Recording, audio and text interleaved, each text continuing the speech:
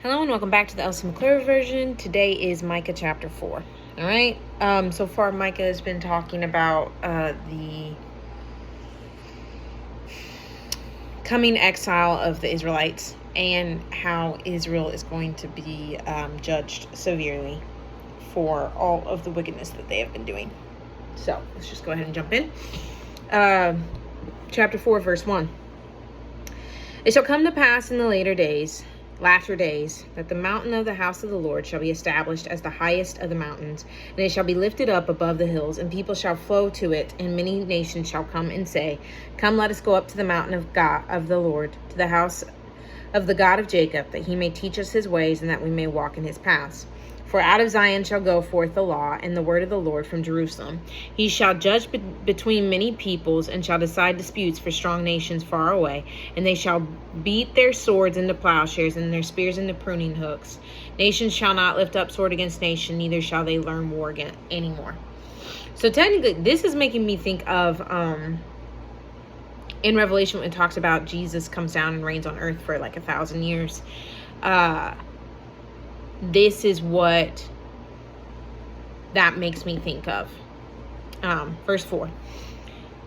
But they shall sit every man under his vine and under his fig tree, and no one shall make them afraid, for the mouth of the Lord of hosts has spoken. There's another time that it talks about sitting under a fig tree and like not working or having to do anything. I do feel like the whole idea of things being bent into peaceful objects and like farming, that does make me think of after this third woe, right? Third woe in Revelation, and the false prophet and the first beast have been thrown into hell, and then Satan's chained in the abyss for 1,000 years. This is what that makes me think of. All right, verse 5. For all the people walk, each in the name of its God, but we will walk in the name of the Lord our God forever and ever. In that day, declares the Lord, I will assemble the lame and gather those who have been driven away and those whom I have afflicted. And the lame I will make the remnant, and those who are cast off a strong nation. And the Lord will reign over them in Mount Zion from this time forth and forevermore. And you, O tower of the flock, hill of the daughter of Zion, to you shall it come, the former dominion shall come, kingship for the daughter of Jerusalem. Now why do you cry aloud? Is there no king in you? Has your counselor perished, that pain seized you like a woman in labor? Writhe and groan, O daughter of Zion, like a woman in labor, for now you shall go out from the city and dwell in the open country. You shall go to Babylon, there you shall be rescued. There the Lord will redeem you from the hand of your enemies. How many nations are assembled against you, saying, Let her be defiled, and let her get our eyes gaze upon Zion? But they do not know the thoughts of the Lord. They do not understand his plan, that he has gathered them as sheaves to the threshing floor.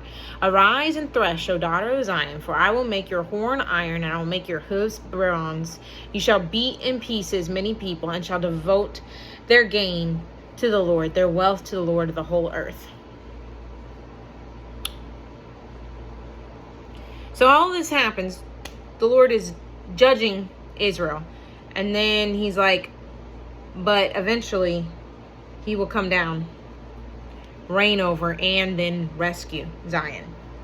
So it's definitely a back and forth, but it gives you a timeline.